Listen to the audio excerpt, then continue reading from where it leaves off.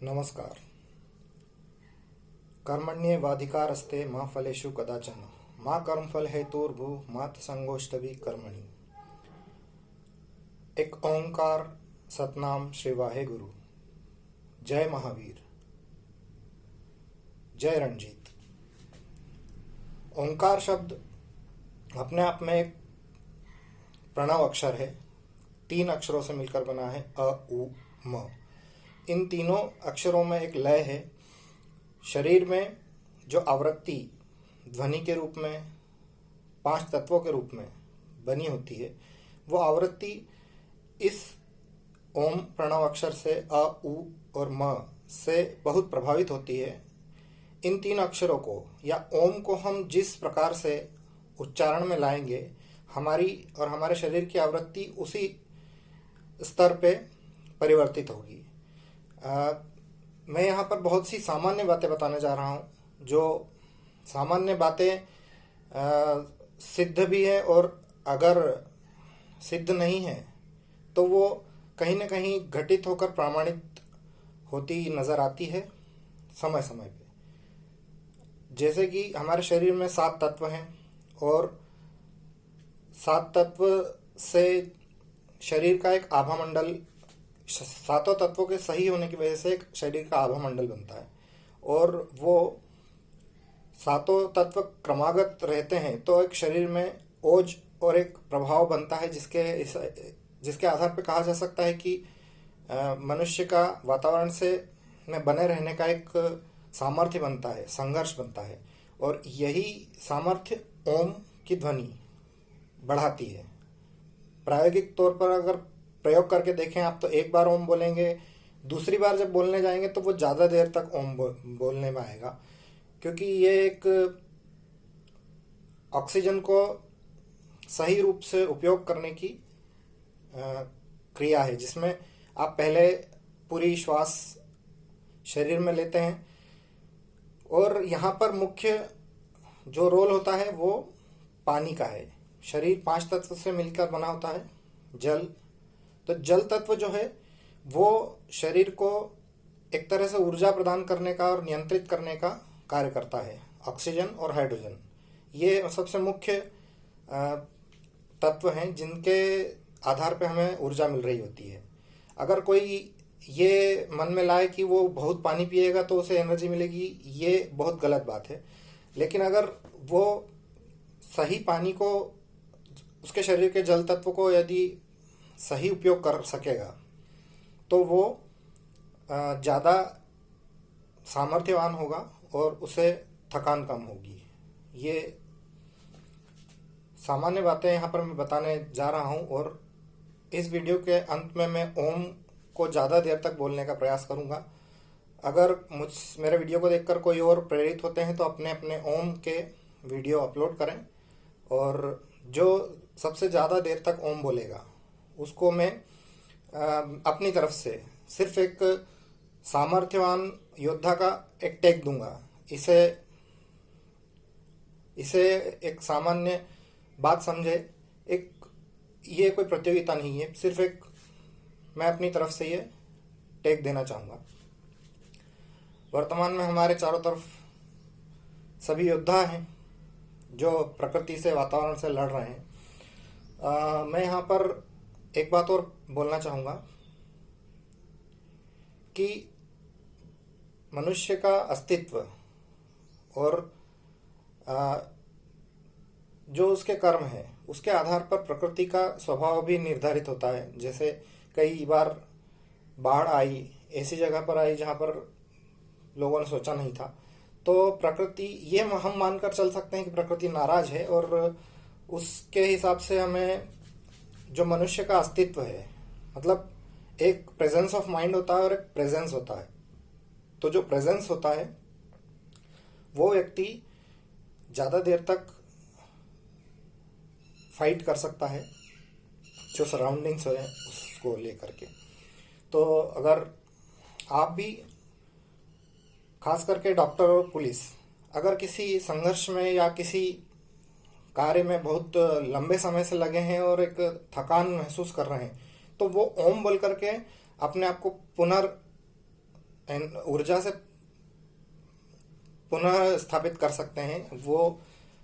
ये ओम की ध्वनि डिप्रेशन को हटाने में भी कारगर होती है। सिर्फ ओम की ही ध्वनि को जितनी देर तक बोला जाएगा उतने बॉडी के एलिमेंट ऑर्डर्ड होते जाएंगे क्रमागत रूप से। और यहाँ एक बात और मैं कहना चाहूँगा, सही शब्द उपयोग करने का एक अलग प्रभाव होता है। जैसा कि हमारे पीएम ने स्वयं को जनसेवक कहा था, प्रधान सेवक कहा था, उसी तरह से आज उनके शब्द को आज मैं सार्थक होता हुआ देख रहा हूँ। मैं यहाँ पर ओम को लंबी देर तक बोलने का प्रयास करने जा रहा हूँ।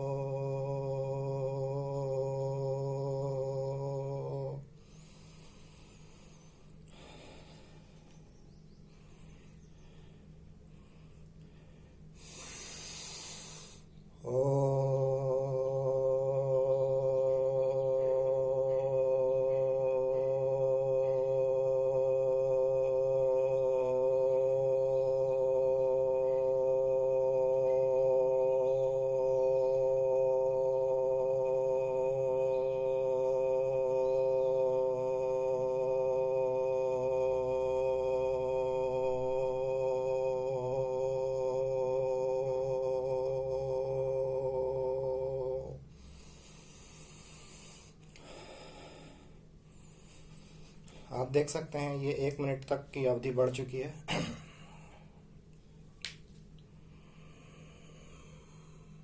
और सामान्यतः ये 30 सेकंड से 35 सेकंड तक रहती है। इसे दुगनी भी की जा सकती है।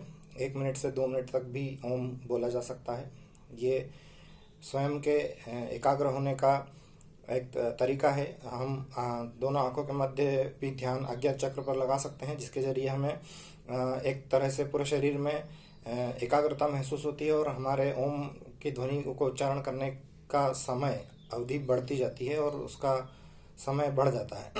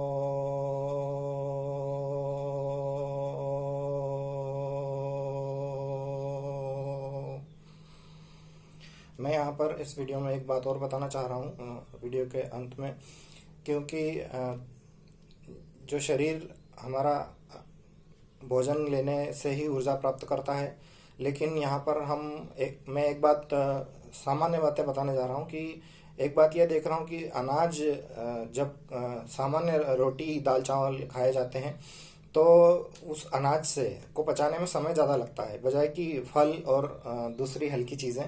तो जितना हम अगर किसी चीज़ से प्रभावित हैं, किसी चीज़ से संक्रमित है अगर, तो हम जितना कम भोजन लेंगे और जब तक कड़ी भूख नहीं लगेगी और कड़ी भूख लगने पर ही भोजन खाना कुछ भी खाएंगे तो भी हमारी क्षमता बढ़ेगी, इम्यूनिटी बढ़ेगी। और हल्का जो भोजन, हल्का का अर्थ यह होता है कि जो हमें सूटेबल है, जिस भोजन से हमें ऊर्जा मिल रही है। हर मनुष्य की प्रकृति अलग होती है। कुछ भोजन कुछ मनुष्यों को बहुत सूटेबल होते हैं, वो आसानी से उन्हें खा सकते हैं। कुछ को एलर्जी होती है। आजकल देखा जा रहा है वीट एलर्जी और जो चीज़ें कभी सुनने में नहीं आती थी उस तरह की एलर्जी भी हो चुकी है। तो ये इसमें खुद की इम्यूनिटी बढ़ाने का सबसे सही सटीक तरीका यही है कि जब तक कड़ी भूख ना लगे तब तक खाना ना खाया जाए। और ये हर स्टेज में इसकी किसी भी संक्रमण की जो स्टेज होती है, हर स्टेज में अलग अलग उसका तरीका होता है। कब जब इन्फेक्शन गले में अगर हो चुका होता है तो उस वक्त बहुत ज़्यादा हमें इस बात का ध्यान रखना चाहिए कि हम पानी की तासीर देखकर ही पिएं। जब कम से कम पानी को, शरीर के जल तत्व को बढ़ाने के लिए पानी पिएं। ये सबसे सटीक तरीका है कि 1-2 घंटे में हम आधा गिलास या गुनगुना पानी आधा गिलास एक 2-2 घंटे में पीते रहें। और यहीं पर एक और बात यह भी है कि जितना शारीरिक श्रम जो लोग कर रहे हैं वो स्वयं ही इस बढ़ी हुई इम्यूनिटी की ओर स्वतः हैं। देखा जाए तो खिलाड़ी हैं और जो भी